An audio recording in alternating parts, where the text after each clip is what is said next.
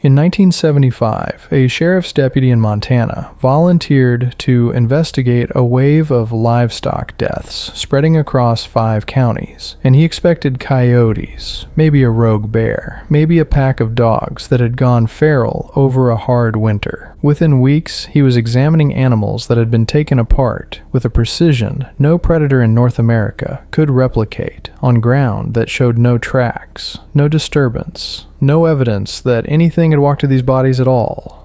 Within months, he was documenting creatures standing 7 feet tall, leaving 3-toed prints in soft earth, prints that matched nothing in any wildlife catalog he could find. Within a year, he had consulted veterinary pathologists, the United States Air Force, and the FBI. He filed his report, but it was never acted on. He then spent the next 4 decades trying to get someone to listen. Nobody ever did, and he died in 2019. But today we will listen and piece together exactly what had caused those horrific attacks in Montana, something the reports described as not natural, not an animal, something more disturbing. So before we continue, make sure you subscribe and let us know where you're watching from in the comments. Thanks.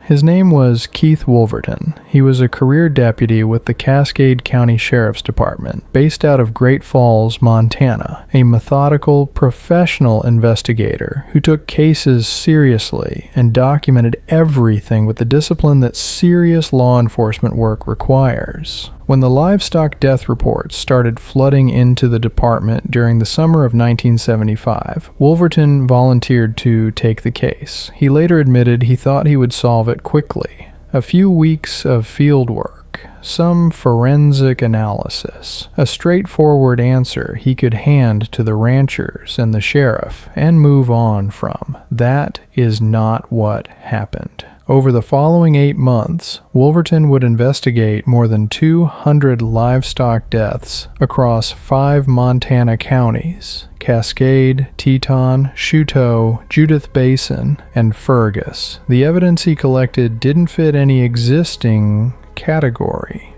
Not predation, not disease, not human criminal activity, and what the ranchers started reporting alongside the dead cattle was something else entirely, something that would push a by-the-book investigator into territory no law enforcement manual had prepared him for, and no institutional framework was willing to accommodate. I personally think this is one of the most underreported stories in American law enforcement history. A credible deputy with institutional backing, full access to forensic resources, and the support of his department spent the better part of a year documenting something extraordinary. With professional rigor, with dated case files, with physical evidence that was analyzed by trained specialists. And when it was over, the system absorbed his work, shelved it, and moved on. What Wolverton found, and what found him, is what this video is about. Before you can understand what Wolverton was dealing with, you need to understand where he was working, because the landscape matters in ways that eliminated entire categories of explanation before the investigation even began. 5 counties in north-central Montana. This is not mountain wilderness. This is not dense timber country, where a predator could disappear between ridgelines and never be tracked. This is open prairie and high benchland,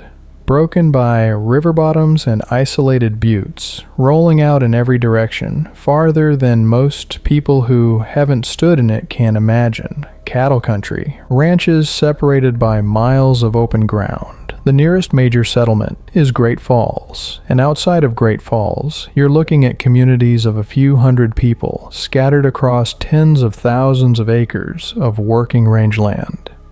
The landscape eliminates certain explanations immediately, and this is what Wolverton kept coming back to throughout his investigation. On a dense forested slope, you can understand how a large predator operates without being observed. You can understand how tracks get obscured by vegetation, how a carcass can go unnoticed for days, how the geometry of the terrain hides movement. On open prairie, where a rancher can see for 3 miles in any direction on a clear day, and the same logic doesn't hold. And yet the mutilations kept happening. The carcasses kept appearing. The ground around them kept showing nothing. The isolation was complete in ways that are hard to convey without standing in it. Roads that turned to gumbo mud in any sustained rain. Impassable without a truck with real clearance and someone who knows the terrain. Properties accessible only by ranch roads that didn't appear on any state map.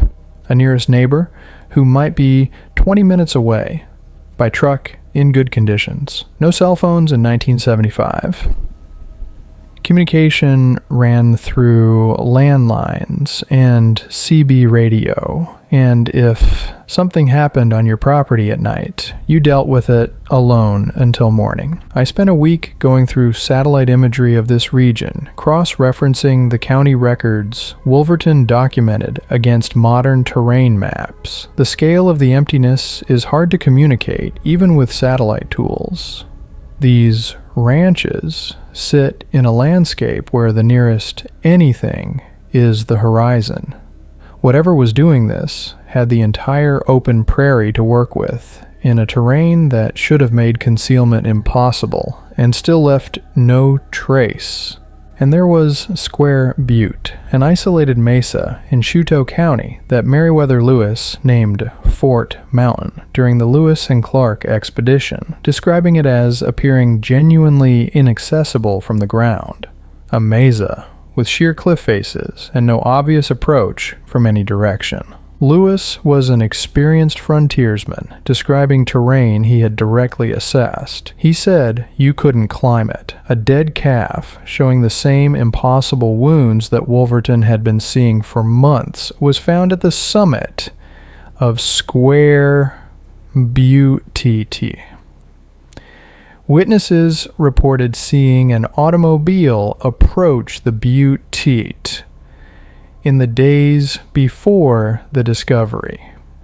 The ground around the dead calf at the summit showed no disturbance, no tire tracks cutting up toward the slopes, no human footprints anywhere near the body, no evidence of ropes, of equipment, of any mechanism by which a dead animal could have been transported to the top of an inaccessible mesa. That detail, a dead calf on the summit of a butte that Lewis himself said couldn't be climbed, surrounded by undisturbed ground, should have made national news in 1975. It didn't. It went into Wolverton's files like everything else. The case that became the template for everything that followed was the September 22nd, 1975 incident on a ranch in Cascade County. A young Hereford heifer was found dead in a field with specific soft tissue removed through incisions that Wolverton described as looking surgical. Not torn, not chewed at the edges, but cut with a cleanness that he immediately recognized as inconsistent with any animal predation he'd seen in his career. No tooth marks, no claw marks along the edges, no blood on the surrounding ground, despite the volume of tissue that had been removed from the body. He collected samples and sent them to a veterinary pathologist for analysis. The findings confirmed what Wolverton had already suspected. The wound edges matched neither predator dentition nor any conventional cutting tool in common use. Some of the incision showed evidence of burn marks along the borders, charring consistent with cauterization, or a heat-based instrument operating at significant temperatures.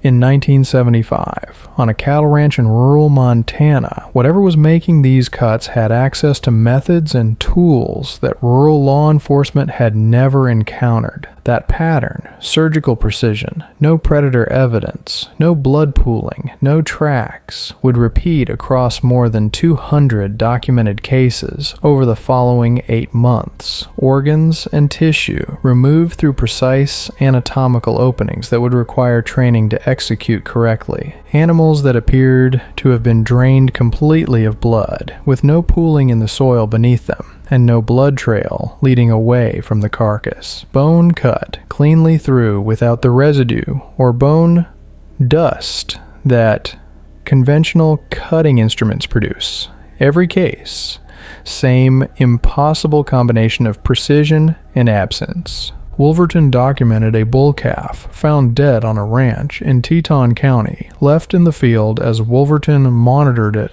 over the following days. 10 days after the initial discovery, the rancher called the department again to report something new. The carcass was now covered in a filmy white substance, stretching from the body outward to the surrounding ground, described as resembling thick cobwebs spread across the area. Samples were collected and sent to a laboratory for analysis. The result: petroleum distillate, a petroleum-based substance blanketing a dead calf in the middle of a Montana pasture, with no vehicle tracks approaching the site, no spill trail, no mechanism of delivery that anyone could identify. In Teton County, the department responded to 3 separate livestock death reports on 2 different ranches within a single evening, the volume overwhelming a department that was already stretched by the sheer number of cases accumulating across the region. One case in that cluster showed an incision pattern that a veterinary expert, who later reviewed it, described as consistent with a professionally executed cesarean section, anatomically precise, placed at the correct location, executed with the knowledge of where to cut. Whatever was responsible for these deaths understood livestock anatomy at a level that required training or intelligence, or both.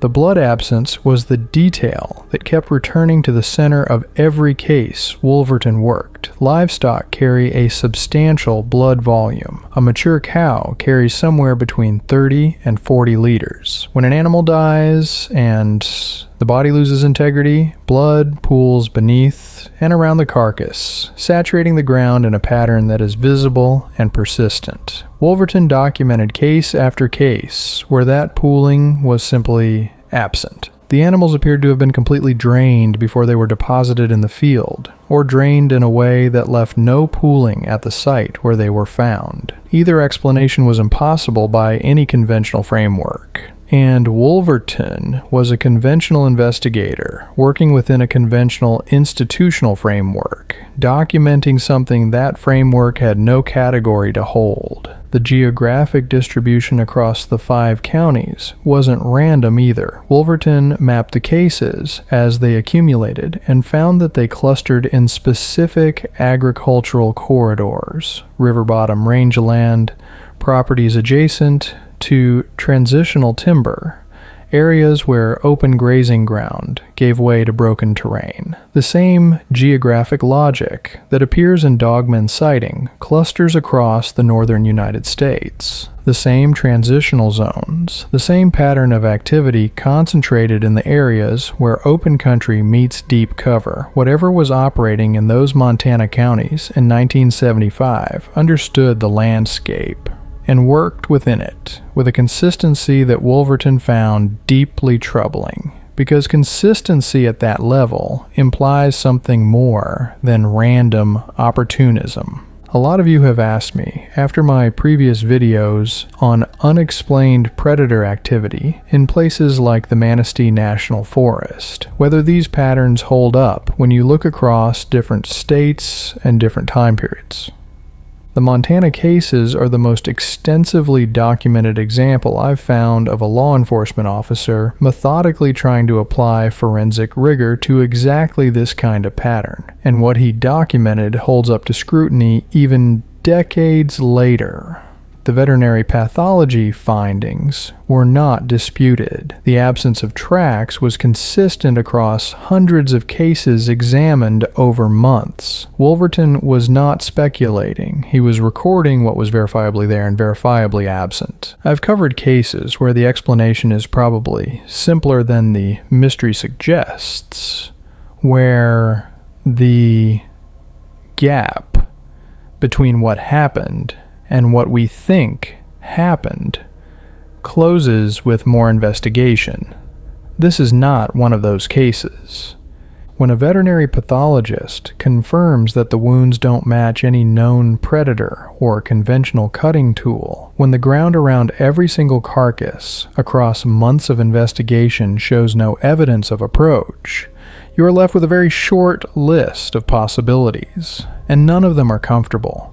Wolverton and the Cascade County Sheriff's Department did something unusual for law enforcement in the mid-1970s. They went public. They approached newspapers, radio stations, and television outlets in Great Falls, asking for any information the public could provide. It was an acknowledgement that conventional investigative methods were producing no answers, and that the volume of cases had grown beyond the department's capacity to handle in isolation. The public response was substantial, but mostly unproductive. One tip led Wolverton to a convicted felon in a federal penitentiary in the Midwest, who claimed the mutilations were the work of a Texas-based cult planning to escalate from cattle to human victims, including specific Montana politicians on a targeting list. Wolverton investigated. The convict failed multiple polygraph examinations. Dead end. But the public outreach revealed something the department hadn't anticipated. Witnesses weren't just finding dead cattle. They were seeing things in the sky and on the ground that had no conventional explanation.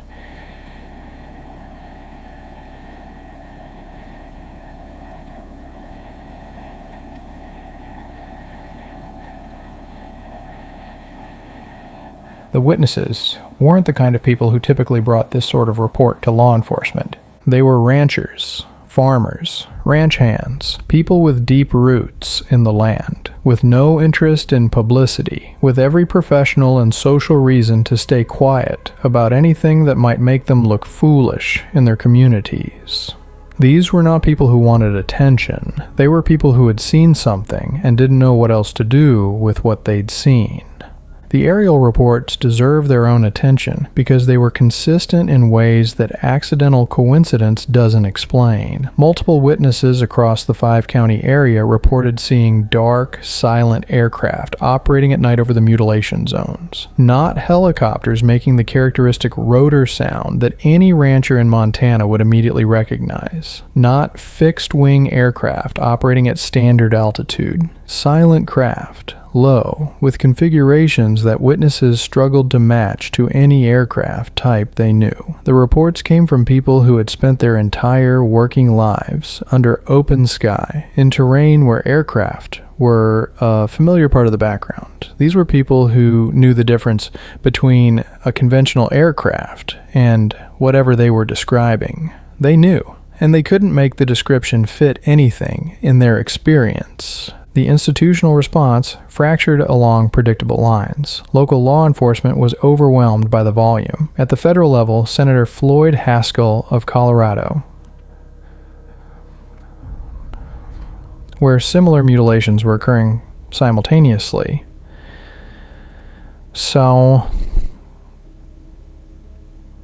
wrote directly to the FBI, warning that ranchers across the region were arming themselves to protect their livestock and their families because they were, in his words, frustrated beyond the point of patience.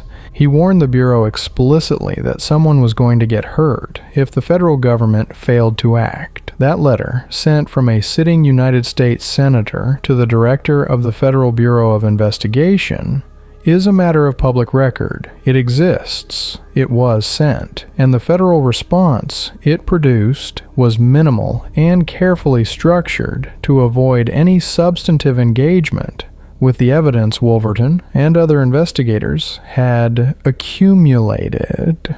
The FBI maintained it lacked jurisdiction over livestock deaths. That position would hold until the mutilation wave in New Mexico finally forced a formal federal response years later. And even that response produced conclusions that carefully stepped around the most uncomfortable evidence.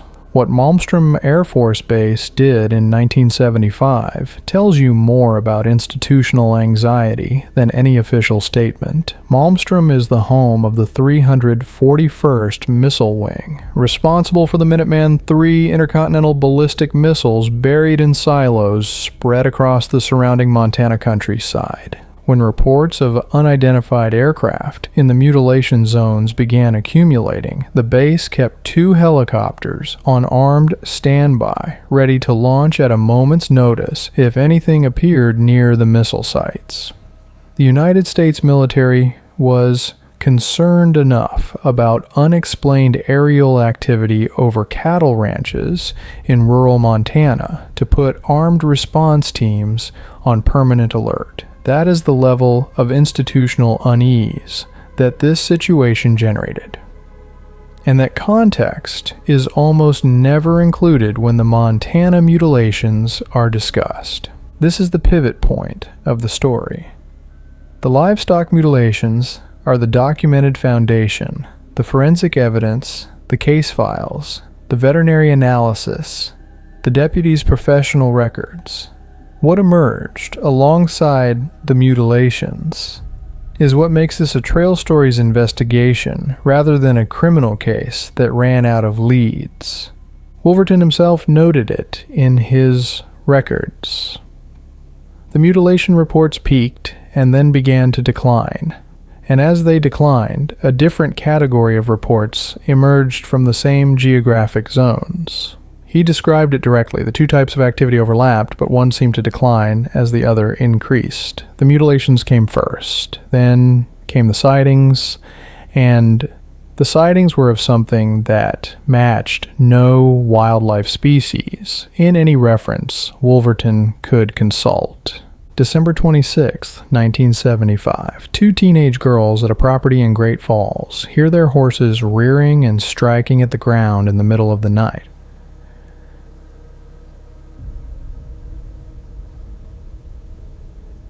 The specific behavior of horses responding to a predator they consider a genuine threat. The girls go outside to check on the animals. Standing near the horses in the darkness is something they described as 7.5 feet tall and roughly twice as wide through the shoulders as a grown man. Its face, in their words, was dark and awful looking, not like a human face. The girls retrieved a .22 rifle and fired at it. The shots had no visible effect. As they ran back toward the house and looked over their shoulders, they saw not one creature, but several, 3 or 4 of them, moving to assist the first one, helping it back into the tree line. The father of one of the girls reported to law enforcement that earlier that same night he had heard a sound outside the property that he described as a human dying an agonizing death. That single incident contains more documented detail than most dogman sighting reports ever accumulate. Multiple witnesses, a physical response to the encounter, the gunshots and their failure to affect the creature. Secondary witnesses in the father, reporting an auditory detail consistent with dogman behavioral accounts from across the documented range, and the specific detail of multiple creatures responding cooperatively, which appears again and again in the most credible dogman reports, and which speaks directly to the pack behavior and social intelligence that makes dogman encounters different in character from Bigfoot sightings. A lone Bigfoot retreats. What the witnesses described in Great Falls that December night was a group responding to the injury or distress of one of its members. That's pack behavior. That's dogman behavior. The horse response is worth dwelling on. Horses evolved alongside large predators over millions of years, and their panic response is not triggered arbitrarily. Horses that encounter wolves or mountain lions in the wild demonstrate specific behavioral reactions: alarm, snorting, bunching, directional awareness of the threat. What the girls described that night was escalated beyond that baseline. Horses rearing and striking, which is an active defensive response. The behavior of animals that feel trapped with a predator, rather than animals that have detected a predator at a distance and can flee. Whatever was standing near those horses, those animals were registering it as an immediate, contained threat. Their response was the most honest data point in the entire encounter. Spring, 1976. Footprints begin appearing across multiple properties in the mutilation zones, not the five-toed rounded impressions associated with standard Bigfoot reports. Three-toed prints, narrower, with a different weight distribution than any primate track, pressing deep into soft soil with a stride length far beyond any human and most known North American mammals. They matched nothing. No wildlife biologist who examined castings of the prints could place them in any known species. Wolverton documented them across multiple sites, in multiple soil conditions, over weeks of fieldwork. They kept appearing. They never resolved into anything explainable. The three-toed track morphology is one of the consistent dogman evidence signatures that I've spent significant time tracking across different state databases. In my research for the Manistee video and the work I've been doing on the Pacific Northwest sighting corridors, the three-toed print appears in documented cases across a geographic range that spans from Michigan to Montana to the northern Cascades. It is not the track of a bear. Bears leave five-toed tracks with claw impressions, and their weight distribution produces a characteristically different pressure pattern in soft soil. It is not the track of any known canid. The three-toed morphology in these prints is biomechanically consistent with a digitigrade animal of significant mass, an animal walking on its toes rather than flat-footed, with a foot structure that carries weight differently than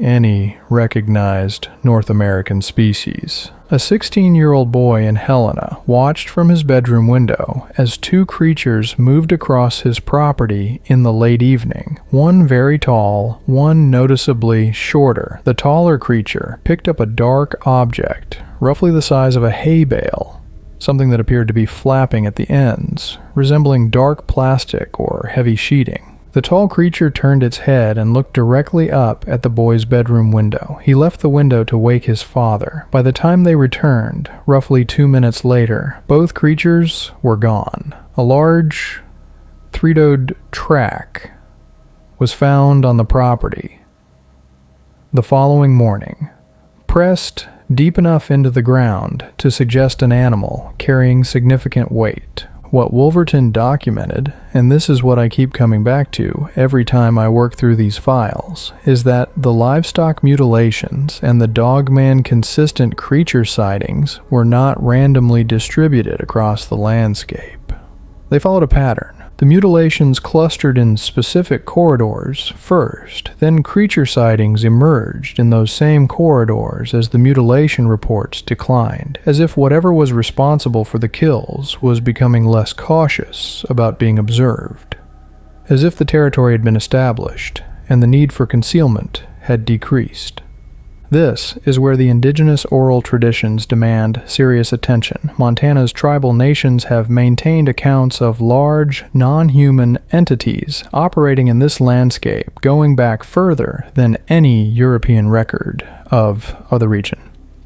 The Iowa people described a creature they called the Shunka Warakin, a name that translates to carries off dogs. This was not their version of Bigfoot. Not a large primate. The Shunka Warakin was described as a massive canine entity, fundamentally different from any wolf, with a dark coat, high shoulders, a sloping back, and a behavioral intelligence that distinguished it from ordinary predators.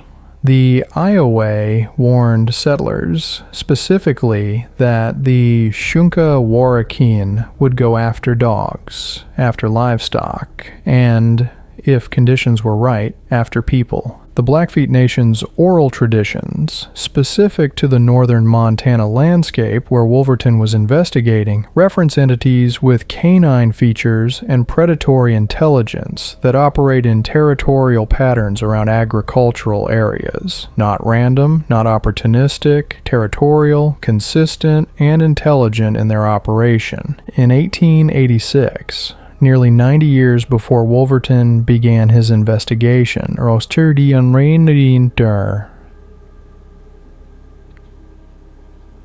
rancher named Israel Ammon Hutchins shot and killed an animal on the Sun Ranch in Montana's Madison Valley. The carcass didn't match any species anyone could identify, wolf-like in general body form, but with a hyena-like sloping back, an oddly shaped head, and physical proportions that didn't align with any North American canid on record. The skull was distinctively narrow at the snout and high at the crown, with teeth described by observers as more consistent with a bone-crushing predator than the shearing dentition of a standard wolf. The animal had been observed on and around the property for weeks before it was finally shot, specifically targeting dogs before graduating to larger animals, the precise behavioral sequence the Iowa's Shunkawarrican warnings described. A taxidermist named Joseph Sherwood mounted it and displayed it at his store in Henry Lake, Idaho, where it became known locally as the ringdocus. It disappeared from record for over a century before being rediscovered in 2007 in the collections of the Idaho Museum of Natural History. It is now on display at the Madison Valley History Museum in Ennis, Montana. DNA testing has never been performed on it. The grandson of the man who shot and killed it was asked directly in 2007 whether he wanted the specimen tested. His response, documented in the reporting from that year, "Do we want to know? I personally think the three-toed tracks, the Shunkawarrican accounts, and the ringdocus specimen deserve significantly more institutional attention than they have ever received. The indigenous oral traditions describe something canine, predatory, and intelligent, operating in exactly the areas where Wolverton documented his mutilations nearly a century later. The 1886 physical specimen sits in a Montana museum untested. The deputy's case files sit in archives unaddressed. The dogman sighting accounts from the same corridors continue to accumulate. That is not a coincidence I'm willing to dismiss. Jump forward 30 years. Between December 2005 and November 2006, an unidentified animal killed more than 120 sheep across Macomb County and surrounding counties in northeastern Montana. The kills had a characteristic that set them apart from standard predator activity. Immediately, every animal attacked in the same specific location on the body, using the same method every single time. No variation, no opportunistic deviation. The consistency of the kill pattern was the first thing that experienced ranchers and wildlife officials flagged, because consistency at that level is not how wild predators operate.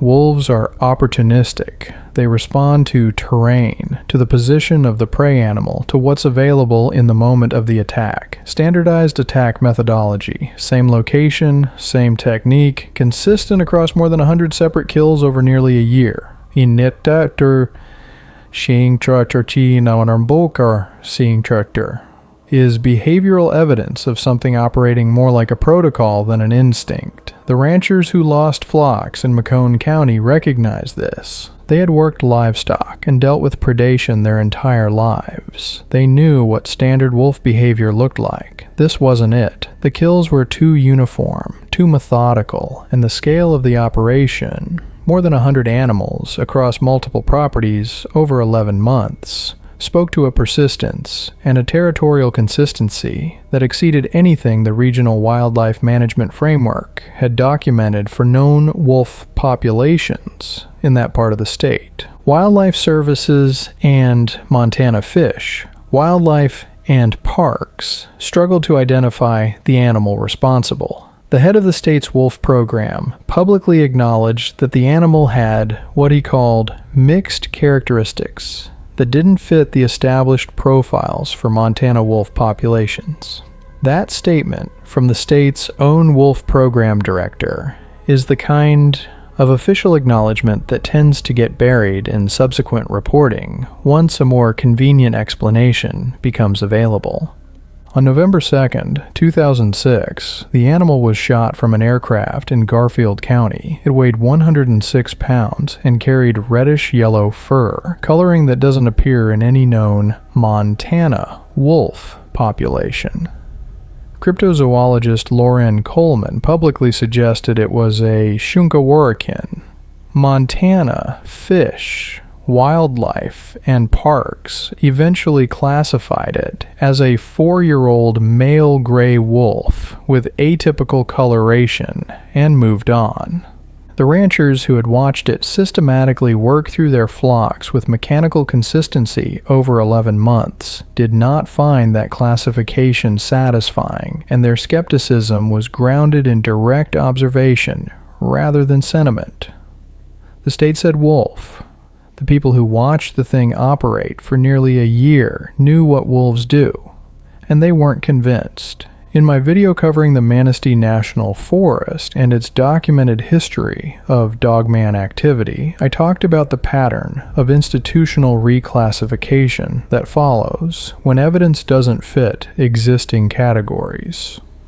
What happens in Michigan with dogman reports happens in Montana with unidentified canine predators. The system finds the closest available classification, applies it, and closes the file. The question of whether that classification is accurate is not one the institutional framework is designed to pursue. Closing the file is the goal, not answering the question. Here's what I want you to sit with. In 1975, Keith Wolverton documented livestock mutilations across 5 Montana counties with surgical precision and zero physical evidence of approach. In 2005, something began systematically killing livestock across eastern Montana counties with a behavioral consistency that didn't match standard predation. In 1886, a rancher in western Montana shot and killed an animal that matched no known species, an animal whose physical description matched accounts the Iowa people had been giving for generations.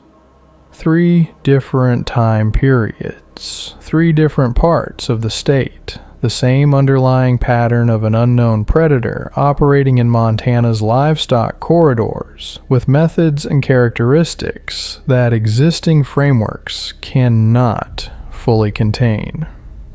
Wolverton eventually wrote a book about his investigation. He titled it Mystery Stalks the Prairie, co-authored with researcher Roberta Donovan, and it was published in 1976 while the investigation was still ongoing.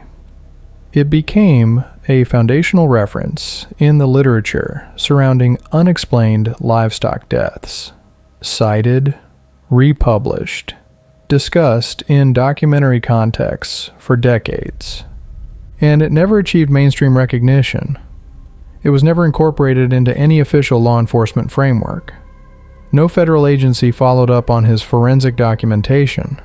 The mutilations were never solved. The FBI's involvement throughout the wave was reluctant and carefully constrained. Despite direct pressure from multiple United States senators, the Bureau maintained that it lacked jurisdiction over livestock deaths and declined to commit investigative resources. When a mutilation wave in New Mexico grew significant enough to force a formal federal response in the late 1970s, the resulting investigation produced a 297-page report by federal investigator Kenneth Rommel that concluded most mutilations were predominantly the result of natural predation. It simultaneously acknowledged, in careful institutional language, that some cases contained anomalies that could not be accounted for by conventional wisdom. That phrase is doing extraordinary heavy lifting. It is the official record's way of documenting that investigators found things they couldn't explain, while structuring the finding in a way that wouldn't require any follow-up. The tension between those two statements, predominantly natural predation, but anomalies that conventional wisdom cannot account for, defines the entire institutional history of this investigation. It acknowledges the problem while providing a mechanism for dismissing it. The 297 pages exist. The anomalies are on the record. Nobody was assigned to explain them. The report became the institutional endpoint, a document large enough to signal that the government had taken the matter seriously, with conclusions vague enough to close the file without answering the questions. That pattern, thorough-seeming process, careful conclusions, no follow-up on the inexplicable, appears again and again across every institutional engagement with this evidence, from Wolverton's original county-level case files all the way through to the New Mexico federal investigation. The framework is designed to contain the question, not answer it. Wolverton continued investigating intermittently for the rest of his life. He made himself available to researchers, to documentary projects, to anyone who wanted to understand what he had documented. He never claimed to have solved the cases.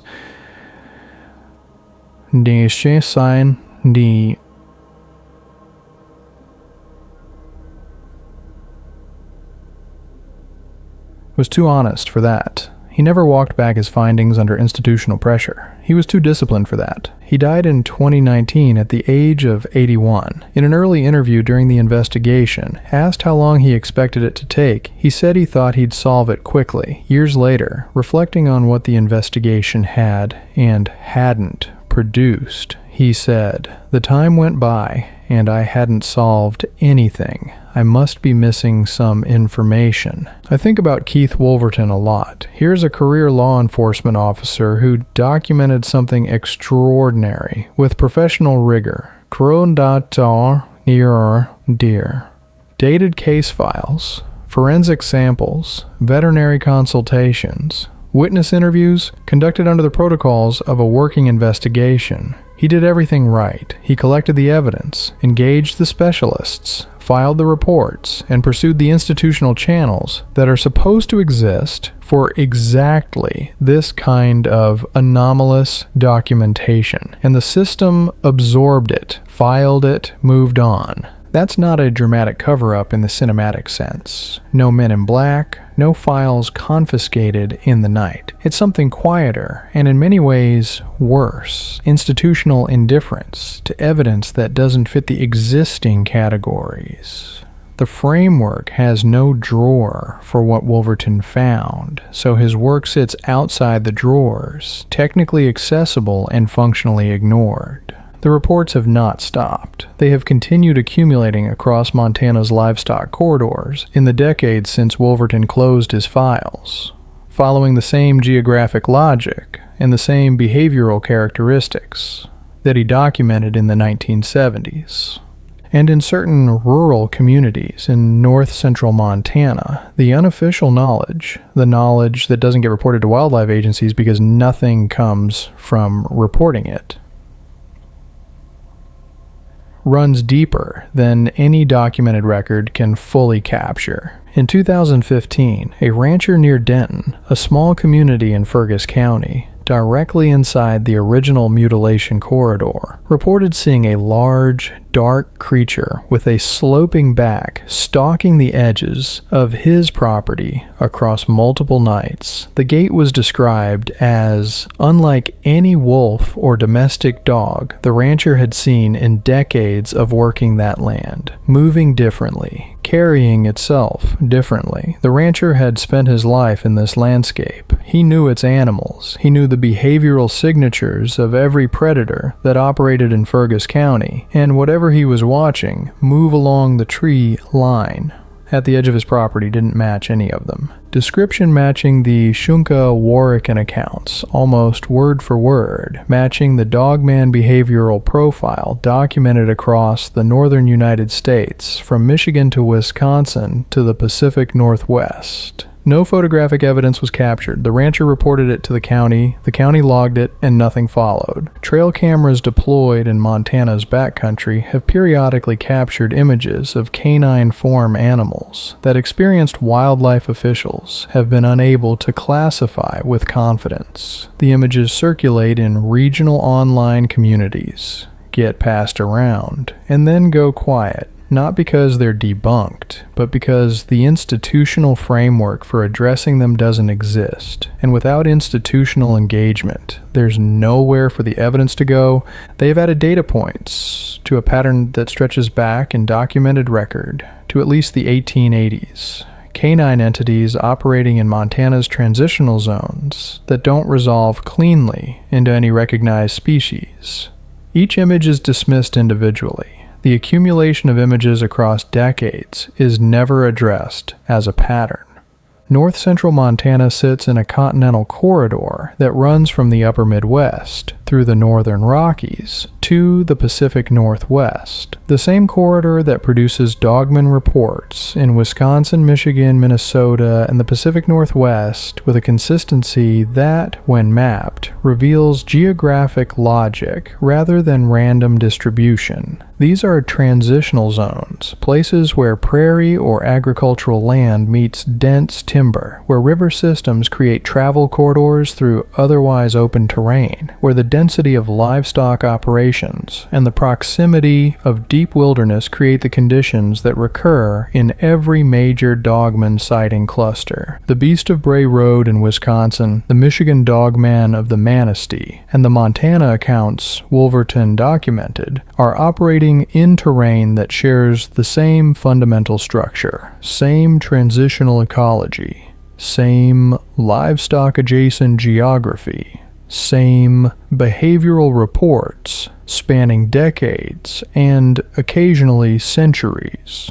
The Blackfeet Nation's oral traditions are specific on this point in a way that I find genuinely compelling. Their accounts do not describe the large, shambling primate that Bigfoot reports center on. They describe something canine, something with predatory intelligence, territorial behavior, and a specific relationship to agricultural areas that persists across generations of oral record. The entities in Blackfeet tradition operate in the northern Montana landscape, not as random encounters, but as territorial presences with long memories and consistent habits. That framing, which is consistent across multiple plains and woodland indigenous traditions, referring to canine entities rather than primate ones, deserves to be taken seriously as observational data rather than dismissed as mythology. These traditions don't describe creatures that appear occasionally in the deep wilderness. They describe creatures that coexist with human activity in specific corridors, generation after generation, observed and documented in oral record, precisely because their behavior was consistent and predictable enough to warrant warning. When I overlay the documented dogman sighting geography onto the livestock mutilation geography from Wolverton's investigation, the correlation is uncomfortable. These aren't random distributions scattered across an undifferentiated landscape. They cluster in the same river bottom corridors, the same transitional timber zones, the same areas where agricultural land meets deep wilderness.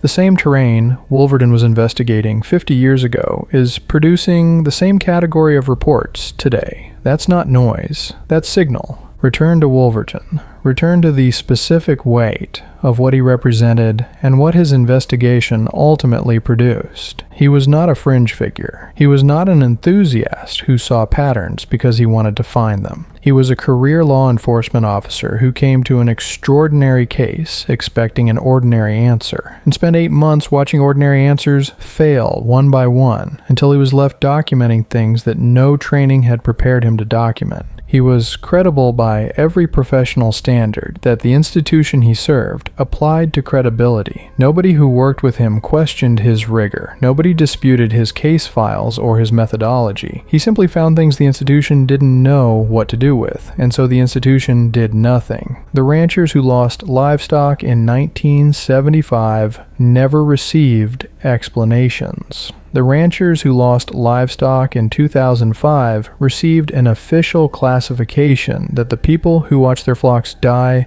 systematically over 11 months largely rejected. The ranchers who experience unexplained losses today have mostly stopped filing reports because they've learned across decades of institutional non-response that the reports go nowhere. That accumulated knowledge, the informal understanding among rural Montana agricultural communities that certain things get reported and then disappear into the bureaucratic void,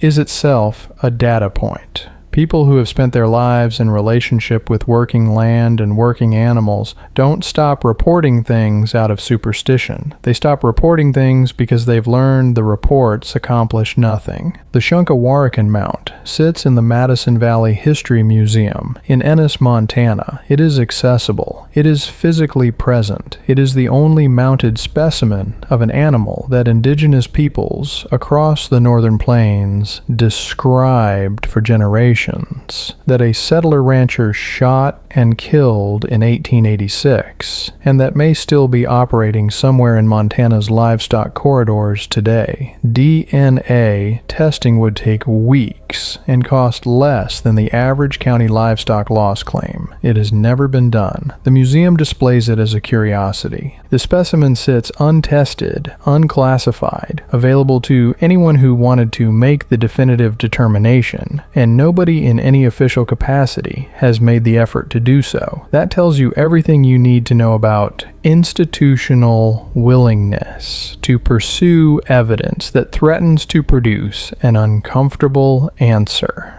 Consider the specific irony of the Ringdokus situation. We live in an era where environmental DNA analysis can identify species from water samples, where hair samples can be genotyped in a university lab for the cost of a few $100s, where the tools for definitively answering the question of what that mounted animal is have existed for decades. The specimen is in a museum. It's accessible to researchers.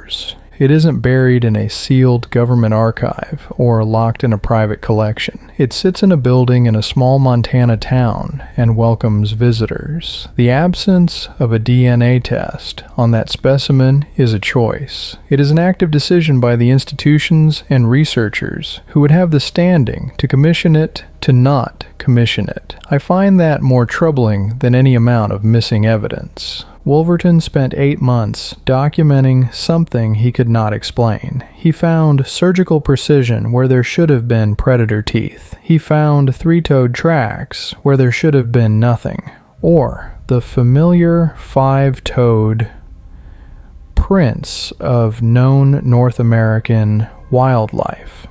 He found dogman consistent creatures standing 7 feet tall in a landscape where the largest predator on record is a grizzly bear. He documented cooperative, apparently intelligent behavior in entities that no institutional taxonomy could place. He found petroleum distillate on a dead calf in the middle of a prairie pasture with no mechanism of delivery. He documented all of it. He did it with professional rigor over months of methodical field work. He consulted specialists. He filed his reports. He published his findings. The Blackfeet elders Wolverton eventually consulted, late in his investigation, were not surprised by what he described. They listened to his account, the surgical precision, the absence of tracks, the creatures with the wrong faces,